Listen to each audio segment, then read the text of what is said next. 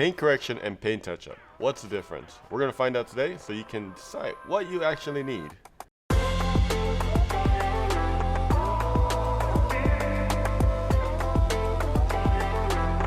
So before we get started on talking about paint correction and paint touch-up, we need to really talk about the paint. So I have this beautifully wrapped cardboards here just to kind of illustrate how it works. And this is going to be your metal or substrate, right? The body panel, the metal panel, typically aluminum for Teslas. And then you're gonna have the primer, and this helps the paint bond. And then you have the paint, and a lot of times, especially in modern paint nowadays, they have multiple layers, especially like with pearl and other things that go into play. And then after that, you have the top coat, and the top coat is what we're going to be talking about first. So for example, let's say you're washing your car and you had dirt or something and they like went over it and it made some scratches on the top layer. Typically when you're washing your car, you're really not going to damage underneath the top coat or the clear coat. So if that happens, what paint correction actually is you're going to be using an orbital like this one, a random orbital polisher, and you're going to be using a compound, either a polished compound or a cut compound, and you're actually rotating on that top layer or the clear coat of it, and you're evening that out. So you see these scratches right here, you're going to level it, and you're actually cutting that layer down to that level of cut so that it evens all of that out. So that's what you are doing with paint correction. On the other hand, a paint touch-up is if you had like a massive, I guess like a rock chip, it actually typically goes through. Oh.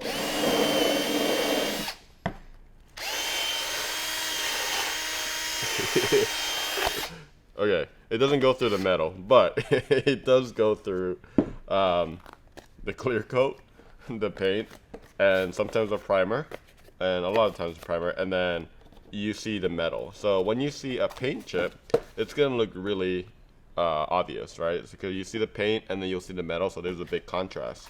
So what paint touch-up is you typically get like a pre-made, and if you look at your car in the inside, you actually see your paint coat.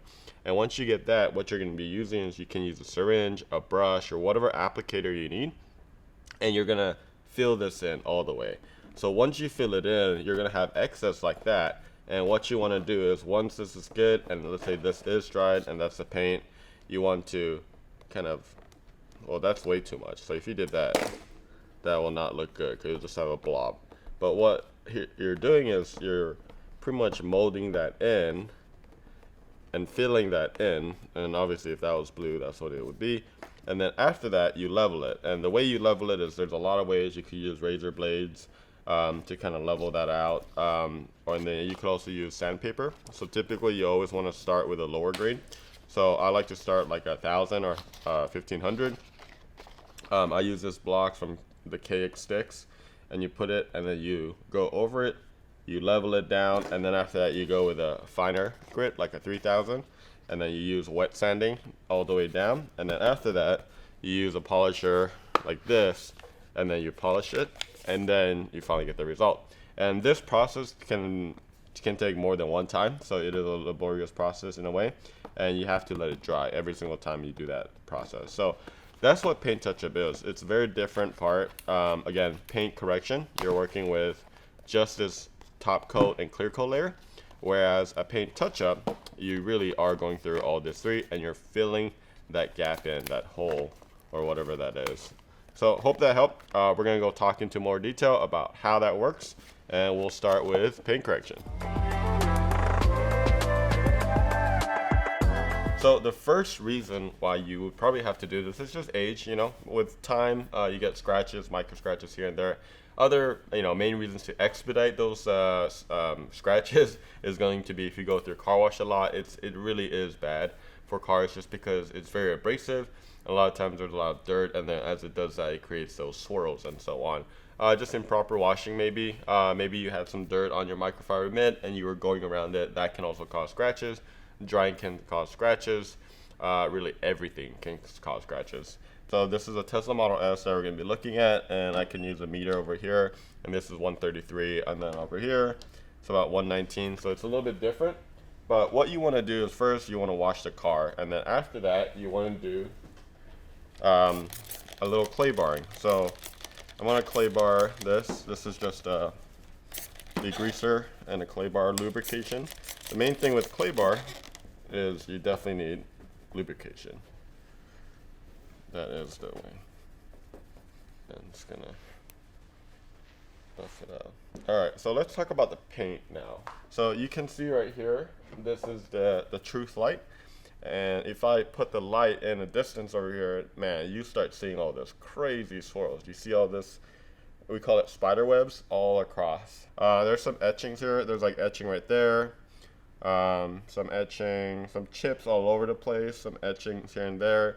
So this is pretty bad. This has never been corrected, so this is a good demo vehicle for today. So once you have it clayed, it's clean, it's dried, the next thing that you want to do is polish it. And you use a random orbital like this before you get started. Make sure you're priming it. And then we're going to go ahead and use a good generous amount. And all we're going to be doing is this panel right here. So let's go ahead and do that. You just spread it out.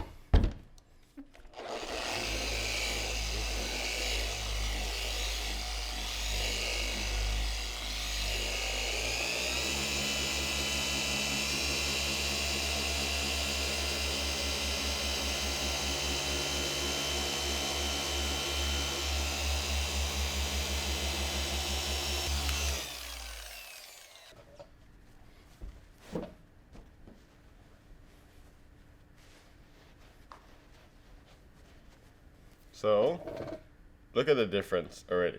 That was one step. I mean, I barely even did. There are still micro swirls right there. So that was just one pass, and I was using a cut compound. So after that, what you can do is go after it with a polish compound. So that would be called a two-step. And this paint is quite bad, so it does require a two-step. But you can see already off the bat, I mean, it got rid of the etchings, most of the scratches. There's a buttload of paint chips as well. So this is where the touch-up would come into play. But one thing to keep in mind is that paint correction is limited. The clear coat, you're actually cutting materials, and you can't keep doing that. So the best recommendation is after you do a paint correction, you need to seal it some way. You can use wax, you can use a sealant, or you can use ceramic coating. That's really what you want to do after you correct it. You don't want to correct it and then leave it vulnerable, right? So that's pretty much how it is.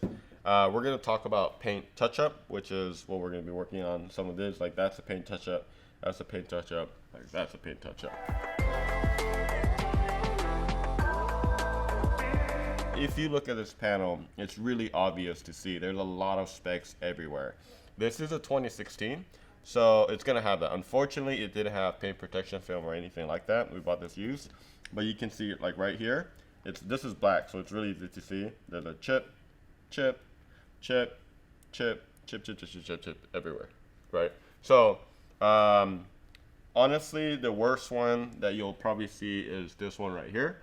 You can see all the way to that, right? So it's white, and there's a big contrast. So what you're going to be doing for this step is it's pretty much the same thing, right? You want to do a whole full decontamination, get iron out, clay bar it, all that stuff, and then once it's absolutely clean and no contamination, what you want to do is you can buy one of these kits from like Dr. Color Chip, Tesla, Duplicolor. There's a lot of places, and in the inside of your car, if you open the door where it talks about your tire pressure, your paint code is also there. Obviously, this is not the right color. This is actually for my silver Tesla Model 3. However, I'm just going to show you how this would work. There's a lot of ways to apply this. You can apply with a brush, a syringe, a toothpick. I actually don't know which tool it is, but it's like a little, I don't know, like a push thing. But you can use it a lot of ways. There's a lot of techniques. But what you want to do is less is more. A lot of people try to like put a blob there, and it's hard to get that off. So you always want to use less. So once you have an area that you want to fix, you want to shake your thing up.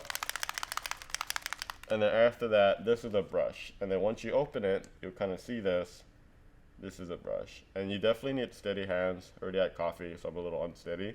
And then you're just going to do a very, very slight brush. If you have a syringe, the way it'll work is you're just going to kind of inject just a little bit.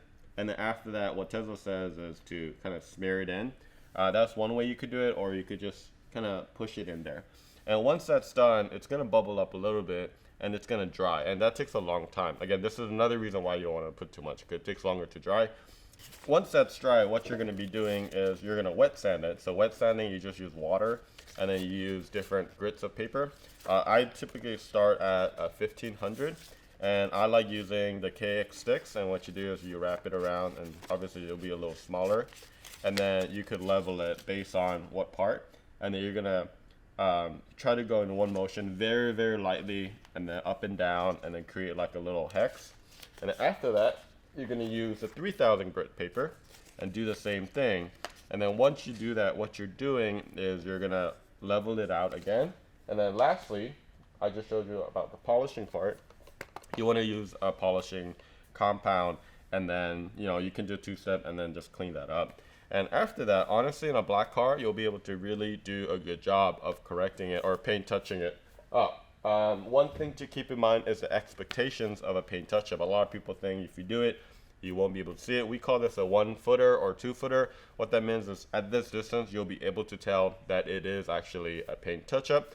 But honestly, you go a little bit further away, you won't be able to tell. So that's really the goal that you want to do for a paint touch-up. It's relatively pretty cheap, and it is do-it-yourselfable. So now that you know more about paint correction and paint touch-up, when would you use it? For paint correction, it's very common to do it before you paint protection film, or you put a layer of paint protection film.